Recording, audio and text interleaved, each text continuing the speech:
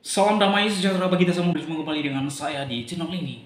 Teman-teman, pada kali ini saya mengajak kita untuk menyaksikan di mana oknum yang beragama Islam, mereka ini suka membuat keributan dan aneh-aneh di mana-mana. Pada kali ini terjadi lagi di NTT, di Kabupaten Nden. Mereka melarang untuk tidak dijual daging babi. Nah, teman-teman, ini sungguh sangat miris sekali ya. Diskotik, minuman keras ke malam yang haram, bebas. Mereka tidak melarang, mereka tidak anti dengan itu. Tetapi kok daging babi begitu mereka musuhi, saudara. Ini sungguh miris terjadi. Tahu saudara, di kampung saya salah satu sumber daya manusia atau sumber pencaharian adalah beternak babi. Jadi kalau ada orang-orang atau oknum-oknum tertentu melarang untuk tidak jual daging babi, maka mereka sedang merampas hak kita sebagai umat Kristiani. Kalau mereka tidak mau makan, mereka haram bagi mereka. Tapi bagi kita bukan haram, haram. Oleh sebab itu, bagaimana videonya? Yuk simak video ini sampai selesai supaya saudara dan saya tidak kegagal paham. Dia videonya yang berikut ini. Saya di sini mau mengatakan bahwa Islam ini sepertinya di mana-mana suka membuat keributan. Kali ini terjadi lagi di NTT, tepatnya di Kabupaten Ende, di mana cara mereka secara perlahan sudah mulai menampakkan untuk menjadikan Ende sebagai kabupaten khilafah, di mana mereka mulai melarang penjualan daging babi secara bebas dan ingin mengkhususkan tempat penjualan daging babi karena Islam di sana sudah mulai merasa resah. Semoga saja warga NTT bersatu untuk menolak aturan dari MUI yang mulai menunjukkan sikapnya yang intoleran di NTT. Seperti apa reaksi dari teman-teman muslim itu sendiri? Marilah kita saksikan berikut. Kami umat Islam merasa kurang nyaman kalau ada penjualan daging babi di pasar Potongan. Kami hadir menyampaikan aspirasi umat Islam dan kami berpendapat sebaiknya pasar daging itu dipisahkan. Salah satu pendapat yang berkembang di ruang rapat itu mungkin bisa didorong ke Dinas Pertanian Kabupaten Ende. Di halaman belakang Dinas Pertanian itu lokasinya sangat kosong dan jarak dari pasar Potongan tidak begitu jauh. Di situ bisa disentuh. Lagi rame banget nih orang-orang membahas tentang Barbie Kumalasari yang beragama Islam tapi terlihat sedang memakan daging babi.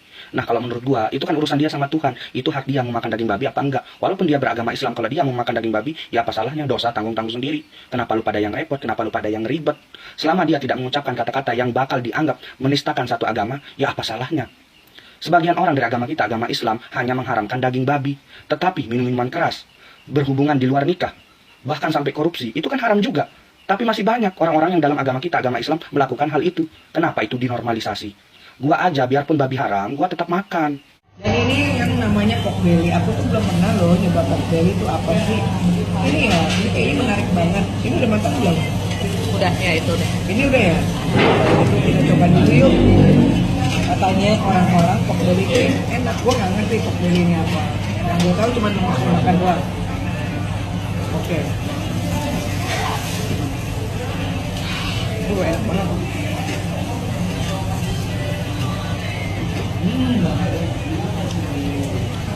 Aduh, setelah sampai gurih banget pork belly-nya. Lembut, gurih, kenyal, mantap, bumbunya enak. Kabar mengejutkan datang dari artis kontroversial Barbie Kumalasari. Aktris 43 tahun ini kembali menuai sorotan tajam usai mengunggah video dirinya sedang menyantap daging babi. Padahal ia diketahui beragama Islam. Momen tersebut terekam dalam sebuah video yang diunggah di akun Instagram pribadinya pada Kamis, 24 Juli 2025. Dalam video itu, Barbie Kumalasari tampak antusias untuk mencoba menu yang belum pernah ia cicipi sebelumnya. Di sini macam-macam dagingnya. Dan ini yang namanya pork belly. Aku tuh belum pernah loh nyoba pork belly itu apa sih. Ini ya, ini kayaknya menarik banget. Ini udah matang belum? Udah ya, itu udah. Ini udah ya? Itu kita coba dulu yuk. Katanya orang-orang pork belly itu enak. Gua nggak ngerti pork belly ini apa. Yang gue tahu cuma makan doang. Oke. Enak banget.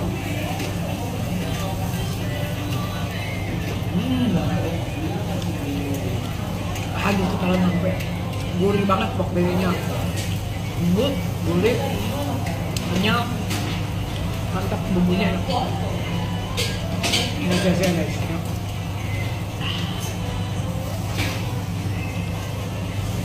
Kita gendut gak sih kamu? Babi itu kayak kalau pohon kayak kelapa. Kelapa itu semuanya kepake dari ujung akar sampai ujung lidinya ranting. Babi juga semua itu lihat. Dan kalau kita ngelihat dari lemaknya, dari kulitnya, dari daleman, darah, bone, hair, meat, bahkan para artis-artis yang suka awet muda kelihatannya tuh suntik di sini, suntik sini gitu loh. Terus ini biar naik gitu ya. Nah itu dari babi. Kenapa kok babi yang dipakai? Karena DNA babi 99% sama dengan manusia. Dan di dalam Islam dikatakan juga you are what you eat. Anda adalah apa yang Anda makan. Dan yang kita makan itu menjadi daging dan darah. Terus kita doa nih sama Allah, tangannya ke atas, ya Allah, ini udah puasa nih 40 hari 40 malam, ya Allah, kabulkan ya Allah. Lah yang dikasih ya Allah sini babi semua atau dari hal haram. Emang bisa dikabulkan? Jawab aja sendiri, pasti enggak gitu ya. Soal pelarangan makan babi itu sendiri. Saya tahu bahwa mayoritas umat Islam di dunia percaya babi itu haram dimakan. Memang ada perdebatan tentang apakah yang dilarang hanyalah daging babi atau juga seluruh bagian tubuh babi. Tapi terlepas dari itu, saya tahu mayoritas umat Islam percaya babi itu haram. Namun setelah mengatakan itu, kita juga harus tahu bahwa tidak semua umat Islam percaya bahwa babi di masa ini haram dimakan. Salah satu interpretasi bilang bahwa yang diharamkan adalah binatang bernama khinzir. Kata khinzir itulah yang digunakan dalam Al-Quran. Khinzir itu tidak sama dengan babi ternak yang dijadikan makanan saat ini. Khinzir adalah hewan liar yang hidup di gurun Arab di masa Nabi Muhammad hidup dulu. Menyamakan khinzir dengan babi ternak adalah hasil interpretasi yang bisa diperdebatkan. Karena itu kalau khinzir diharamkan, tidak otomatis berarti babi ternak pun diharamkan. Tolong dicatat, saya tidak sedang mempromosikan makan babi ya. Saya tidak makan babi. Tapi ingin saya tekankan, melarang makan babi di saat ini adalah hasil interpretasi juga. Dan kalau ada muslim yang percaya babi ternak itu halal, itu adalah hak sepenuhnya dia. Babi itu tidak tunggal, ada banyak jenis babi. Di luar babi ternak misalnya ada babi kerdil, babi rusa, babi hutan raksasa, ada babi semak Afrika dan lain-lain. Masing-masing jenis babi ini memiliki pola hidup, kesukaan makanan, tingkat kebersihan yang berbeda-beda. Apakah semua babi itu perlu disamakan? Itu pun tergantung pada interpretasi. Yang kalian haramkan cuma makan daging babi, terus menajiskan anjing. Padahal yang kalian lakukan itu lebih haram dan lebih najis ketimbang hal itu. Ya seperti korupsi, berjudi, berzinah, mabok, mencuri. Bahkan sampai memegal, menggauli anak sendiri juga itu kan lebih haram. Dan lebih najis ketimbang makan daging babi sama menyentuh anjing. Jadi nggak usah munafik jadi orang. Percuma lu terlihat bagus di mata sama manusia lu. Di mata Tuhan kalau perbuatan lu buruk ya tetap aja buruk. Jadi nggak usah munafik, nggak usah sok suci. Sejarahnya babi diharamkan itu gimana ceritanya awalnya? Iya, itu kan berkaitan dengan dunia Timur Tengah. Oh. Bukan kaitannya di sini. Oke. Iya, cuma karena orang Timur Tengah baik yang Yahudi maupun yang Islam itu mengharamkan, ya. Jadi langsung saja kan distempel apa yang mirip dengan babi jadi haram. Karena celeng kan dianggap mirip dengan babi. Ya. Nah, alasan mereka apa mengharamkan babi itu, Pak Khojim? Ya, alasan tentunya kalau alasan Al-Quran hanya disebut rijis. Rijis itu artinya bisa membuat bahaya. Ya kan? Tapi tidak dijelaskan bahaya karena apa. Lalu adalah orang yang meninjau. Ya. Oh, bahaya karena memang negara padang pasir itu tidak mungkin harus melihara babi. Sehingga kalau rakyat itu boleh mengonsumsi babi, membuat bangsa itu bisa tidak maju karena tergantung makanannya dari luar. Ya sama dengan kalau kita kan makan beras. Kalau terus diarahkan nanti ya kan makan-makan yang lain, akhirnya kemampuan untuk menghasilkan beras itu kurang kan, harga gandum itu jauh lebih murah daripada harga beras. Ya saya sudah beli gandum aja, ya kan? Begitu bangsa ini nanti kecanduan gandum, ya lupa untuk memproduksi beras itu. Pada saat itu kita sudah terjajah secara makanan, secara kultur. Akhirnya kita nggak berkutik karena gandumnya selalu harus datang dari luar karena kita tidak pernah bisa menanam gandum. Ya gandum bisa hidup tapi tidak berproduksi. Nah beras itu bangsa rumput-rumputan, tapi ternyata diolah ya bisa menjadi makanan yang lebih efektif daripada jawawut.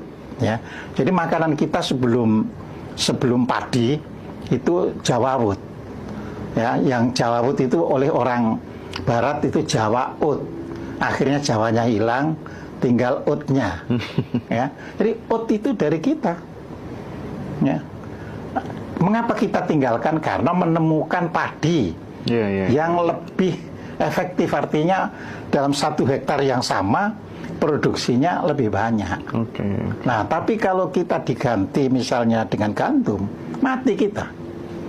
Ya. Nah, jadi mempelajari kesejatian itu makanan, kita lihat apa sebenarnya makanan kita itu. Ya, ya contoh, ya seandainya ya hutan kita tetap terpelihara dan tidak ada pengharaman makan celeng, celeng bisa menjadi bagian dari eksistensi bangsa ini. Ya, karena celeng itu jelas berbeda dengan babi. Berbeda ya. Tapi oleh ulama yang dari Arab itu disamakan dengan babi. Disamakan tidak berarti sama.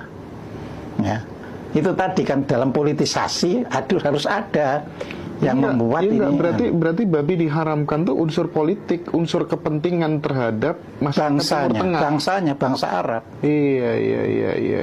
Nah, karena bangsa Arabnya menyebarkan agama ke sini, jadi kita katut. Kita bertengkar. Iya, kita bertengkar. Gara-gara itu urusan wilayahnya orang lain, tapi kita ikut-ikutan.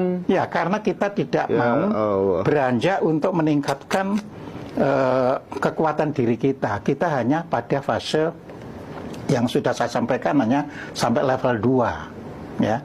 Jadi level 1 sekarang saya jelaskan lebih panjang lebar, ya kan. Boleh nanti diselingi pertanyaan, tapi siap. Pertama adalah level fisik. Level fisik ini disadari, makanya psikologi oleh Maslow itu ya dibangun lewat kebutuhan itu.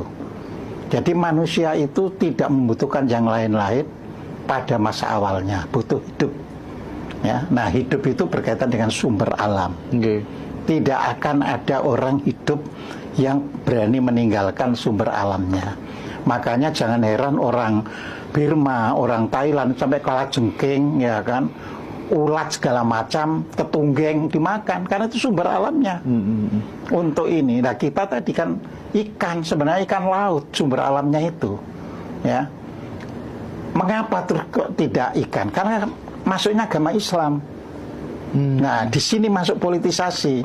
Agama Islam itu menuntut pengikutnya ritual di darat. Kalau orang bekerja di laut, ya kan, nggak bisa kan ritual itu, sembahyang atau apa itu nggak bisa. Ya maka digiringlah ke darat. Jadi rezekiku onone nggo darat, ya kan. Ya barang siapa berdagang maka pahalanya 10 kali daripada yang misalnya lewat jalur lain. Jadi ini masuk ke agama semuanya.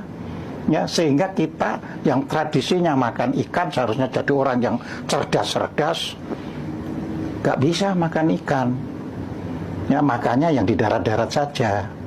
Nah, sehingga kita sebenarnya bukan kultur untuk makan kambing, domba, dan sapi, ya, karena sumber dasar yang dari laut ditinggalkan, sedangkan yang di darat dilarang.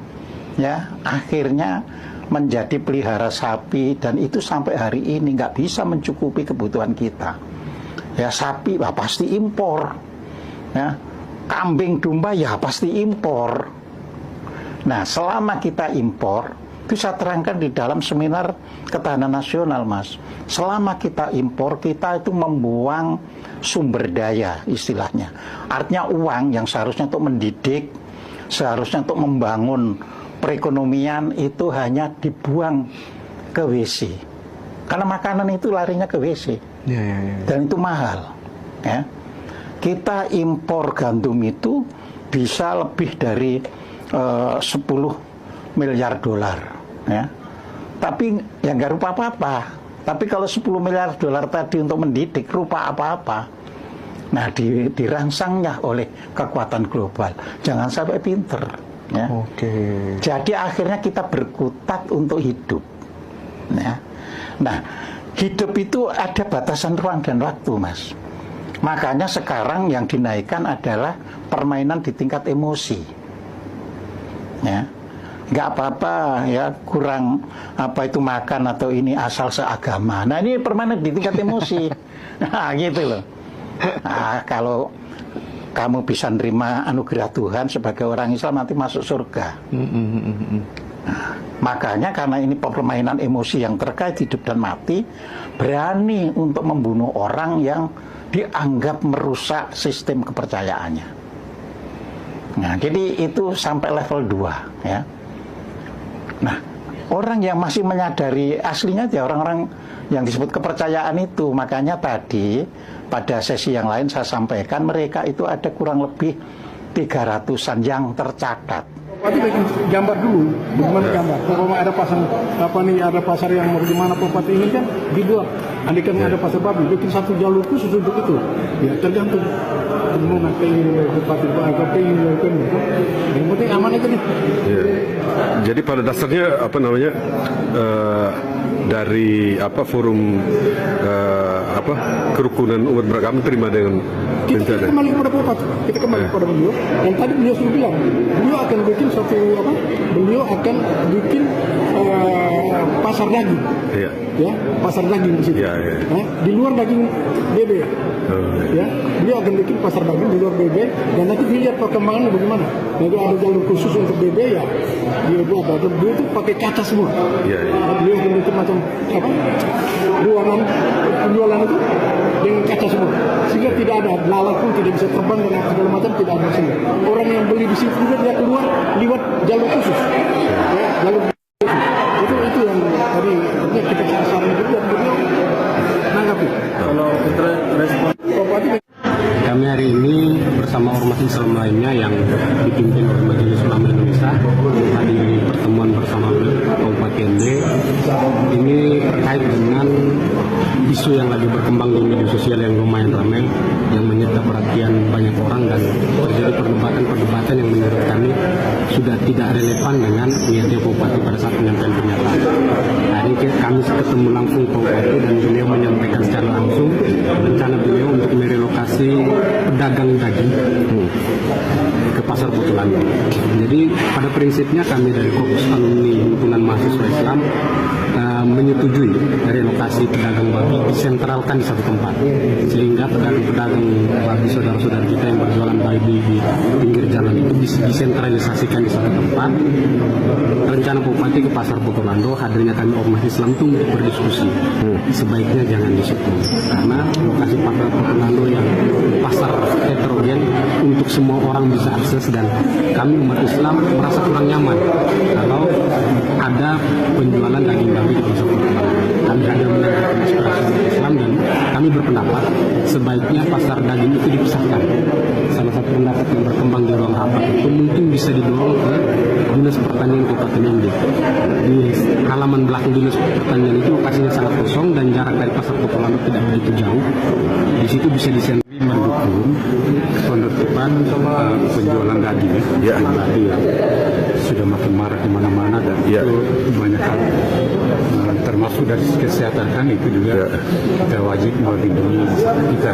Kemudian tadi sebagaimana wacana beliau untuk semuanya di lokasi satu tempat. Biasanya kan kalau kita jualkan di pasar, pasar botol. Jadi pasar botol itu yang masyarakat belum bisa terima. Janganlah gitu ya. Dulu kita aman-aman saja, kemudian jual di sini lagi akan timbul lagi dan macam-macam. Jadi bersesuaian juga bahwa itu baru wacana dan tetap dijadikan pasar daging, tapi di wilayah sebagian kalian lagi tapi akan dicarikan tempat tempat lain. Nah teman-teman, itulah dia video yang baru saja kita saksikan bersama, di mana ada oknum-oknum yang beragama Islam yang sangat tidak suka kepada daging babi. Nah, di mana-mana oknum-oknum yang beragama Islam ini, mereka sangat suka membuat keributan di mana-mana. Mereka suka membuat keributan. Masalah daging babi mereka ributkan. Sementara yang mengkonsumsi daging babi adalah orang-orang Kristen. Yang memelihara daging babi adalah orang-orang Kristen. Yang berternak babi adalah orang-orang Kristen. Tetapi orang-orang ini, oknum-oknum ini, mereka sangat terganggu, sangat anti, sangat tidak suka ketika orang lain berternak babi. Ini sungguh sangat miris sekali, saudara. Mereka larang menjual daging babi. Dan ini terjadi di NTT, saudara. Kita tahu bahwa NTT adalah merupakan kantong-kantong umat Kristiani di sana. Tetapi pada kali ini mereka sangat begitu secara terang-terangan mereka berani terhadap orang-orang yang beternak babi. Saudara, sekali lagi di kampung saya, salah satu sumber daya manusia adalah atau pencaharian masyarakat yang ada di kampung saya adalah beternak babi. Mereka memelihara babi karena memang itu merupakan sumber daya manusia di sana untuk bisa dijual dan hasilnya untuk keberlangsungan hidup di tengah-tengah masyarakat. Tetapi kalau ada orang-orang yang sangat anti, sangat tidak suka terhadap hal ini sungguh sangat miris sekali. Apakah memang daging babi datang di rumah mereka, datang kepada mereka lalu mengganggu mereka sehingga mereka terganggu? Padahal tidak. Coba lihat alasan-alasan para manusia ini, saudara. Mereka berkata bahwa mereka terganggu kalau Anda tidak mau, kalau Anda tidak suka, kalau Anda tidak makan, kalau bagimu haram, silakan, jangan dekat, jangan beli, jangan. Kalau bagimu adalah haram, bagi saya adalah haram daging babi. Diskotik, klub malam, minuman keras yang seharusnya itu haram, tetapi mereka membiarkan itu. Tetapi kenapa kalau daging babi itu dijual? Mengapa mereka terganggu? Mengapa mereka kejang-kejang? Mengapa mereka teriang-riang? Mengapa mereka begitu sangat marah terhadap daging babi? Bisa menyedihkan. Mereka begitu memusuhi daging babi. Nah, teman-teman, saya marah kepada orang-orang, kepada oknum-oknum yang sungguh sangat keterlaluan ini. Saudara-saudara saya yang beragama Islam, tidak semua mereka seperti ini. Tetapi kepada oknum-oknum ini, saya sangat geram melihat perlakuan mereka. Nah, teman-teman berharap dari teman-teman kita yang ada di NTT, mereka kawal oknum-oknum manusia ini. Sungguh sangat tidak masuk akal dan tidak ada dasar sama sekali alasan-alasan mereka itu. Kok mereka terganggu? Memangnya daging babi itu berjalan mengganggu mereka? Ini kan kocak. Kocak. Ini alasan-alasan yang tidak masuk akal, yang tidak ada gunanya. Dan alasan ini bagi saya adalah alasan-alasan yang sangat bodoh sekali. Masa daging babi, imanmu digoncang, imanmu teriang-riang, imanmu kencang-kencang. Ini kan bukan iman kalau seperti itu. Terganggu apanya? Jadi sekali lagi, mohon kepada pihak kepolisian untuk menindaklanjuti orang-orang ini. Jangan dibiarkan. Bisa-bisa terjadi sesuatu hal yang tidak diinginkan kalau dibiarkan para manusia-manusia yang tidak ada gunanya ini. Mereka merampas hak orang lain. Orang berjualan itu hasilnya untuk melangsungkan hidup di tengah-tengah dunia ini.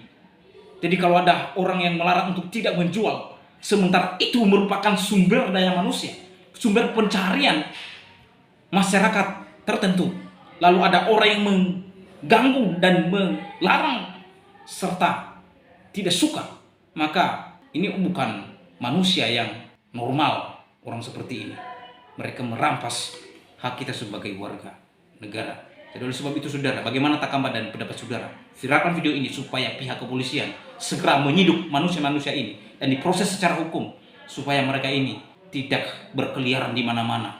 Ya, memang oknum-oknum yang beragama Islam ini di mana-mana mereka membuat keributan yang aneh-aneh. Sekali lagi, tidak semua saudara-saudara saya yang beragama Islam. Yang saya bilang ini adalah oknum, bukan semua. Jadi oknum-oknum ini adalah membuat keributan dan kerusuhan dan kegaduhan di tengah-tengah masyarakat, membuat masyarakat resah terhadap perilaku-perilaku mereka. Oleh sebab itu, pada pihak yang berwajib, pada pihak kepolisian, segera melakukan investigasi terhadap orang-orang ini. Oleh karenanya, bagaimana tanggapan dan pendapat saudara setelah menyaksikan video ini? Berharap teman-teman berkomentar di kolom komentar, sehingga komentar saudara komentar yang membangun dan yang mengedukasi kita semua. Demikian video saya kali ini.